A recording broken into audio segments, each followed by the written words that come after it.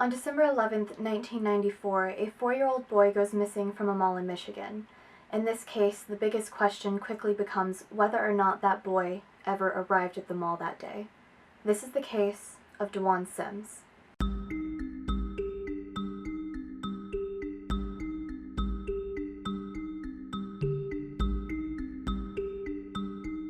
So on the day of December 11th, 1994, Dwanna Harris and her 4-year-old son, Dwanna Sims, went to the Wonderland Mall in Livonia, Michigan. Now, Dwanna says that they left their house at about 1:30 p.m. and they arrived at the mall between about 1:40 p.m. or 2 p.m. that day.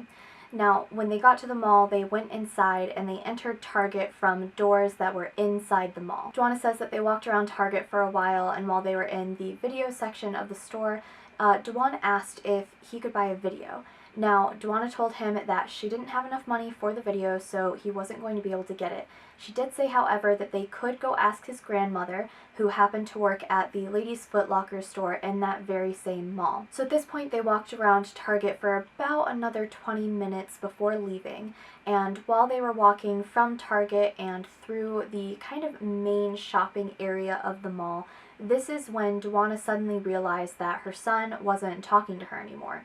And she turned around and she discovered that he was gone. Now, they were just outside of a KB Toys store in that mall, and she thought that he may have run into the toy store to look around, so she started looking for him. She says that she searched for about 30 minutes before she stopped a cleaning lady at the mall, and she told her that her son had gone missing. That cleaning lady informed the mall security, and mall security met up with Dwanna, and they searched for about another hour and a half. During this time that they were searching, Dwanna was able to notify Dwanna's grandmother. Her name is Beverly Harris, and she joined them in the search. And at about the time that that hour and a half was over, that they had been searching for Dwanna in the mall, that's when Beverly decided to call the police. And the police arrived about the time that Dwanna had been missing for approximately 2 hours. Now, when the police arrived, the security guard told them that he had been notified at about 3:45 p.m. of Dwanna's disappearance, and they had been searching for Dwanna from, that point on. Now, with the police and the security and employees in the mall and volunteers, they searched the entire mall. They searched every store, every hallway, they searched every bathroom, they searched every food court, place, everything. They searched the parking lot, anything and everything that they could think of. There were even, over time, some walls that they even knocked down in this mall, trying to make sure that there was no way that Dwanna could have somehow gotten into these spaces that had been sealed off at some point in the past. And they searched very, very thoroughly, and they weren't able to find a sign of Dwanna at all. Now, Dwanna had informed the police that Dwanna was wearing a blue winter jacket, and he had this over top of a windbreaker that was yellow, blue, and green, and that windbreaker had a hood on it. He was also wearing blue sweatpants and low-top Fila sneakers. Now, after the police had conducted their very thorough entire search of the mall and the parking lot area, they discovered that the Target store that Dwanna had said that they had been in earlier had CCTV cameras. So at this point, some of the officers, some of the security guards, and Dwanna, they went to Target and they requested to view that CCTV footage. Target happily complied with that, and they pulled the footage up. Now, they had a lot of trouble trying to find Dwanna and Dwanna on the CCTV footage, but at some point they did locate a woman and a child that looked like they could possibly be Dwanna and her son.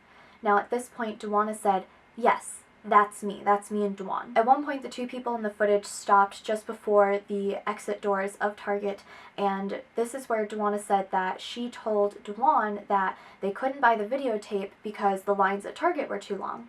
Now, I can see how maybe she had told Dwanna multiple stories about why they couldn't buy the videotape because she didn't have any intentions of buying it that day, and sometimes you just gotta keep giving kids reasons. So maybe that's why she had two different stories. Maybe she couldn't keep her story straight. It's really hard to tell.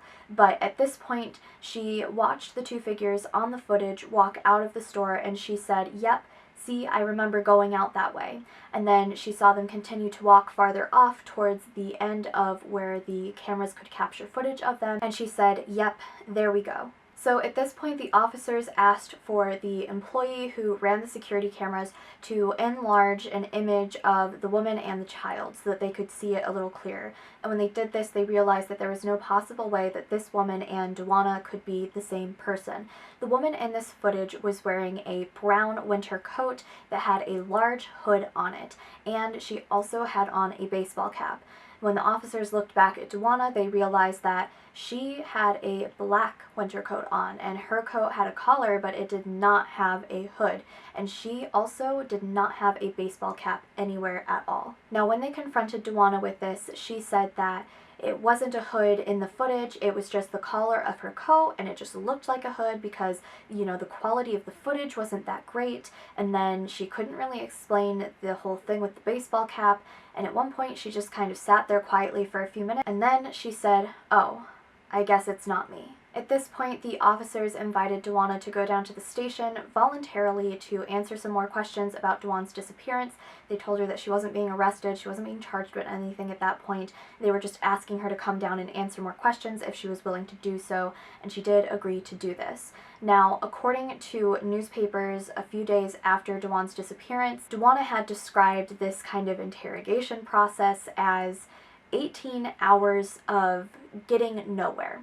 She felt that they weren't getting anywhere. She felt that they weren't taking her story seriously, that they weren't taking her son's disappearance seriously, and she got fed up and she just decided to get up and leave at one point, which of course she had the right to do because she wasn't being charged with anything, she wasn't being held for any reason, and according to her, she had been there for 18 hours at that point. Now, officers reviewed CCTV footage. They requested it from Target, and they got approximately 12 hours of footage where they had every camera. There were 12 cameras in Target. They were facing all of the entrances and exits, basically, so that's the footage that they have, people coming in and out, and they compiled all of the footage from all 12 of those cameras anywhere from 1 hour before Dwanna says that her and Dwan arrived at the mall to 1 hour after the time that Dwanna said Dwan had disappeared. Now, in this footage, there is absolutely no sign of Dwan whatsoever. However, there was footage from the mall of Dwanna by herself, looking unconcerned and not looking for her son. Now, witnesses at the mall that day said that they remembered seeing Dwanna arrive, but that she was alone. They don't remember seeing Dwanna with a child at all whatsoever that day. Now, we do have to take into consideration that eyewitness testimony is not exactly foolproof. They could have simply thought that another person was Dwanna, and they thought that since that person wasn't with a child, that Dwanna arrived at the mall without a child. That could have happened. There's also the possibility that Dwan could have been blocked by Dwanna or someone or something else, and that's why witnesses maybe didn't see him coming into any of the stores with her, but it does seem suspicious, and to have multiple people remembering that day, seeing her arrive without anyone else, is definitely suspicious, along with the other strange behaviors that she displayed that day. Now, Dwanna quickly started blaming race issues for her son's disappearance not being taken seriously, not having been solved very quickly. She said at one point to newspaper reporters that this little black boy is lost in an all-white city, and she felt that officers weren't taking the case seriously, they weren't devoting time and energy to it because Dwan is African American. Now, she also claimed that at least one officer had come up to her at some point and asked her to decide to change her mind and say that Dwan went missing in Detroit rather in Livonia. And that meant that then the Livonia police wouldn't have to deal with his case. Now, this is a strange comment. There doesn't seem to be any sort of evidence to back this up whatsoever, and I think that you guys might agree after the next few things that I have to say that it did look like they did take this case seriously, and they did investigate it, and they did look for Dwan. Even years later, they were following up some of the leads that they were getting in the case, trying to find him, trying to figure out what happened to him. So I feel like it's unlikely that in this particular case that race really stopped people from investigating it, because it does seem that this case was investigated. Now, Dwanna did allow for police to search both her home and her car, and the police also searched multiple different neighborhoods that were connected in some way to Dwan and his family. In addition to this, they also did a ground search of a local park in Livonia. Now, by December 16th, just 5 days after Dwan's disappearance, police had already followed up on over 200 different leads. They also said that they were able to determine that 2 sightings of Dwan in Detroit were not true. It had not been Dwan. They also stated that they were investigating the possibility that Dwan had gotten separated from Dwanna at the mall, and maybe he had gone back out to the parking lot to go to the car to wait for her. Police also investigated the fact that Dwan's grandmother, Beverly Harris, had taken out a life insurance policy on Dwan when he was pretty young. Now, Beverly said that she didn't even remember exactly when she had taken out the policy. She couldn't even remember what the exact amount was for. It was either for $25,000 or it was for $50,000. And she said that the reason that she had taken out this particular life insurance policy on Dwan was so that he could use it later on in life towards college. Now, I have seen on a lot of different forums that people are very confused by this idea. If you guys are not familiar with Gerber grow up life plans and stuff like that, if you don't have kids, you might not have ever really heard about it at all. But basically, there are different life insurance-y kinds of programs that you can sign your children up for, and when your children reach a certain age, as in 18 or 21 or 24, they can either access money directly from that fund that's basically been built up, or they can borrow off of that fund essentially. And it's all kind of complicated, but a lot of people feel that it didn't make sense that Beverly was saying that he could use this policy money later on in life towards college, but I just want to assure you guys that there are insurance plans that work that way. That is a complete possibility. I know that a lot of people who have looked into this case have been very confused by that in the past, but that actually can be something that you can do. So just so you guys know, it's not like a crazy fake story. That's probably actually why she got the life insurance policy for Dwan. So although this case took place in Livonia, Michigan, there was also the FBI, the Michigan State Police, and the Detroit Police all actively assisting in the investigation. Now, in a newspaper article just 10 days after Dwan's disappearance, the Livonia Police stated that they did not believe Dwanna's story. They felt that she had made up the story, that something was wrong. There was absolutely no evidence whatsoever of Dwan having been at the mall at all that day, but they did have CCTV footage of Dwanna at the mall by herself, looking completely unconcerned. And they were very, very concerned that Dwan had never even arrived at the mall that day, and they had stated specifically that they no longer believed Dwanna's story. In response to this, Dwanna said that they have to reach for something and they don't have anything to reach for. Dwanna also said in that same article that she had always given Dwan a bit more freedom than she probably should have, and she said that at this point she was paying for it now. So it was about a week and a half after Dwan's disappearance when the Livonia police officially called off the ground search for Dwan. They had spent this entire time looking for him, not only in the mall, but in local areas, local parks, local places where, a kid could have possibly been kidnapped and dumped.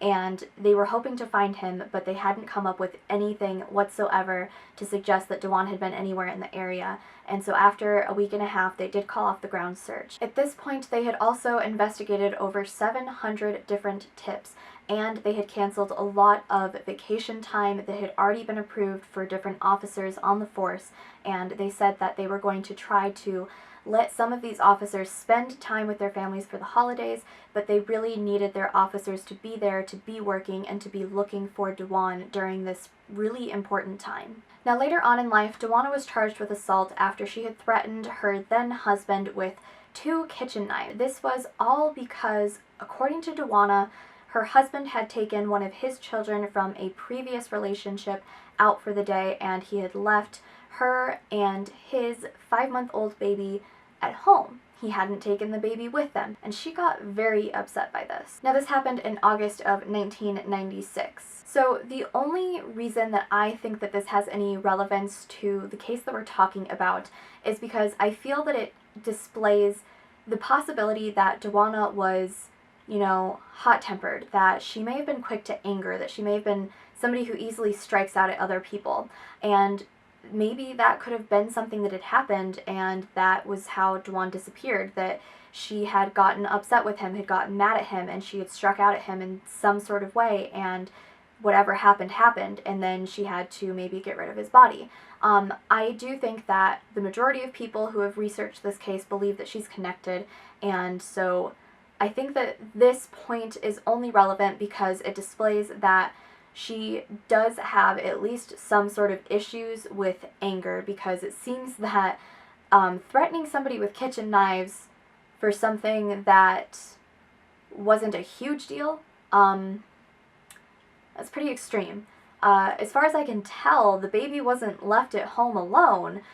He just didn't take the baby with his other kid out for the day, and that's why Dwanna had gotten mad. So it seems like a bit of an extreme reaction for something that probably was pretty harmless. Now, according to a lot of people who have talked about this case all over the internet, Dwanna married 3 months after Dwan's disappearance, and she married the man that she had been seeing at the time that Dwan disappeared.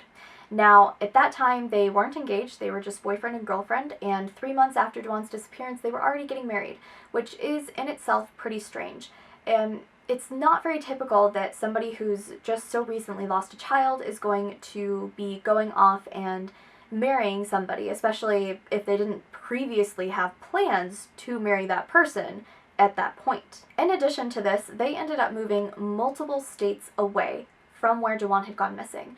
And while this doesn't mean that somebody is guilty, I want to say that first, it is kind of strange because a lot of parents of missing children try to do everything they actually possibly can to stay, if not in the same house, at least in the same area that they had been in when their child went missing. They do this because they're hoping that one day their child's going to come home. Maybe their child didn't die, maybe their child wasn't murdered, they didn't, get into some terrible accident, and maybe they were held captive by somebody and they're going to escape one day and they're going to come home and they are going to know where to go because that's where they've grown up, and that's going to be automatically where they go. And those parents want to be there in case that child ever returns. And so it's not a point of innocence or guilt if a parent or parents do decide to leave an area after a child's gone missing. That doesn't actually mean anything, but for the most part, it seems that a lot of parents don't leave that area, and it feels like they left pretty soon after Dwan went missing. I couldn't find any specific dates on when Dwanna and her then husband had moved all the way to, I believe it was Florida, but from what it seems like, from what other people who lived in the area were talking about at the time, it seems that it happened not terribly long after Dwan had disappeared and after they had gotten married. Now, Randy Pfeiffer was a security guard working at Wonderland Mall on the day that Dwan went missing. He was the one that responded to Dwanna when the mall security was informed that Dwan had gone missing, and he has actually been running for a few years now a where'sdwan.org website, and that website is included in the comments down below. All of my sources are always pinned to the top of the comment section for every video, so you guys can check that website out there. There are also links to a radio interview he did and an interview he did with a podcast. Now, he was interviewed by a radio station, WRIF, and he talked about the day that Dwan went missing. He talked about days following after that, what it was like that day in the mall, how often children usually go missing, how long it usually takes to find a child who's gone missing in the mall, and all kinds of different things. He was also interviewed for the true crime podcast, True Crime Garage by Nick and the Captain, and that one was definitely very interesting. I came across that interview of his first, and I felt like his personal take on the functions of the mall, especially around the holidays, how much busier it was, how many more kids would typically, kind of go missing for a few minutes from their parents and whatnot. I felt like that was kind of really valuable information that you can't really get specifically for that mall from anybody else, especially because that mall closed back in 2003, so it's not open anymore, and he was actually there that day that Dwan went missing, and he helped look for Dwan, and he has stuck on this case ever since. Now, he runs that website, and he also did those interviews, and I have links for those in the pinned comment in the comment section as well, so if you guys want to check those out, you guys can totally do that on your own. So what actually happened to Dwan? Did he ever make it to the mall that day? Did he go missing from the mall? Was he taken? Was he hurt by somebody he knew?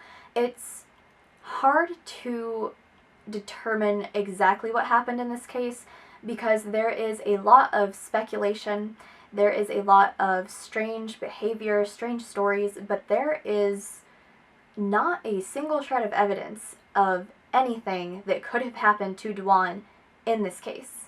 Now, it has been reported that Dwanna failed 2 polygraph tests after her son's disappearance, and I do want to say that that does not mean that she is guilty necessarily. Polygraph tests do not tell you if somebody is telling the truth, or if they're lying, or if they're innocent, or if they're guilty, so try not to put too much stock into that. Now, Dwanna still proclaims her innocence, but she does not seem to be very active with this case anymore. The person who does seem to be active is Dwan's biological father. There was not a whole lot about him at the time that Dwan went missing. I'm not sure why. There's no real information about him or his reaction or what he maybe did to try to help find Dwan, but he has reached out over the years to a Facebook group that is in dedication to remembering Dwan, remembering his case, and hopefully finding him one day. And he's reached out to them and he's thanked them on multiple occasions for their support and for their, their efforts to keep Dwan's case from kind of dying off. Now, if I am being straightforward with you guys, I really do honestly believe that the most likely suspect in this case is Dwanna. There are other possibilities, of course, and there is the possibility that somehow Dwan was at that mall and people just didn't remember him and he didn't end up on the cameras. Maybe Dwanna lied about going into Target for whatever reason. Of course, it doesn't seem to make sense that she would lie about that because, why would you need to lie about having gone into Target when you could just tell people where you really were? It's very strange, and while I do understand that there is the smallest possibility that Dwanna is completely not connected to Dwan's disappearance, that it was some sort of, freak incident, I honestly feel that she is the most likely suspect with the information that we do have. Unfortunately, like I said, there's no actual evidence in this case, and it's infuriating. It's so difficult to deal with. Dwan was an adorable, adorable child. He liked watching TV. He liked watching Power Rangers, and it's so hard to think that, he just disappeared one day. And I feel like he must have had some sort of potential. He was a 4-year-old kid. There were so many things that he could have done with his life, and that was just taken away from him. So other popular theories in this case is that Dwanna and the grandmother were involved in Dwan's disappearance. Most people do believe that Dwanna either killed Dwan or maybe gave him away and then made up the disappearance story at the mall. Some people believe that Dwanna and the grandmother did it together, that they were both in on this plan, and some people believe that it was Dwanna and her boyfriend that did it together, or that possibly her boyfriend killed Dwan and she helped cover it up. Those are the biggest theories in this case, and unfortunately it does seem that either Dwanna or somebody close to her and Dwan most likely had something to do with Dwan's disappearance. Now, in 2014, there was an age progression photo created for Dwan, and if he were actually still alive today, he would be 27 years old. Now, if you have any possible information in this case, as always, I absolutely urge you to contact law enforcement. If you have anything, whether you think it's important or the least important possible thing you could tell a police officer about a case like this, call and tell them. I know that they appreciate it, and you never know, it could be the craziest thing that may not seem important that helps solve a case. So if you guys believe that you have any information on Dwan's case that you want to share with law enforcement, I absolutely encourage you to call the number on the screen right now. I will also include that contact information in the description box down below for you guys. And of course, as always, please try to remain as respectful as you can in the comments down below. All of my sources are always pinned to the top of the comments section down below, so if you guys want to check out where all my information came from, you guys can easily do that on your own. You can see where all of it came from, and if you really want some good sources, I would say check out the Where's Dwan website. A lot of stuff doesn't seem to be available any longer on there, but if you go to the right-hand side of the site, the top of that kind of menu of links over there, that top section, all of those links seem to be working, and the very first one is the actual incident report filled out by police at Wonderland Mall on the day that Dwan went missing, and that is where I pulled the majority of my information because it is probably the most reliable source of information. There have been a couple of details that I've seen that differ in some people's retelling of the case, but for the most part, it does kind of line up with the incident report, and of course, that's probably the most reliable source in this case. If you guys enjoyed today's video or any of my other videos and you haven't already, I would definitely be really happy if you considered clicking that subscribe button down below. It helps me out, it lets me know that you guys are interested, that you want to keep seeing more, all of that good kind of stuff. And if you guys really like my channel, if you want to be the super awesome MVPs of the day and you want to help financially contribute to my channel, you guys can always do that through Patreon or a PayPal donation link that I have set up. Both of those links are in the description box as well, but always remember, I will never make you guys donate to my channel to see my content. If you donate through those things, there's just extra perks that you get, but you don't have to donate to see my videos on this channel. That will never happen, so don't worry. And in addition to that, if you guys want to be updated about any schedule changes or about upcoming videos and whatnot, I would definitely suggest checking out my social media, which is also in the description box down below. And for the most part, I use Twitter, so if you want updates, that's probably the best place to get them. And that is it for today, you guys. So I was so happy to be able to bring this case to your guys' attention. Please let me know what you guys think in the comments down below, what your own theories and opinions are, and yeah, I will see you guys again on Friday for another new case. Thank you so much for watching, guys. Bye, everyone.